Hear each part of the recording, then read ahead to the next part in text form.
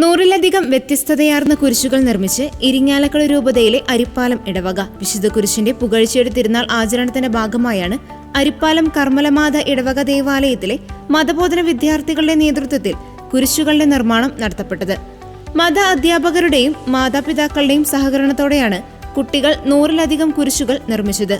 കുട്ടികളിൽ ക്രിസ്തുവിന്റെ അടയാളം പതിപ്പിക്കുക എന്ന ലക്ഷ്യത്തോടെ സംഘടിപ്പിച്ച ഈ പരിപാടി വലിയ വിജയമായി എന്ന് വികാരി ഫാദർ ലിജു മഞ്ഞപ്രക്കാരൻ പറഞ്ഞു.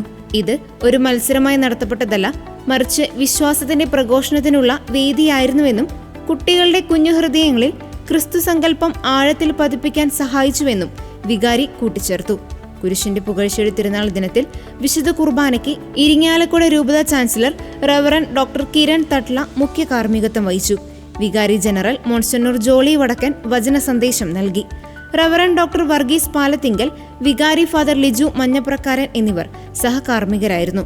വിശുദ്ധ കുർബാനയ്ക്ക് ശേഷം കുട്ടികൾ നിർമ്മിച്ച കുരിശുകളുടെ വെഞ്ചരിപ്പ് കർമ്മവും 100-ലധികം വരുന്ന വ്യത്യസ്തതയാർന്ന കുരിശുകളുടെ പ്രദർശനവും നടത്തപ്പെട്ടു.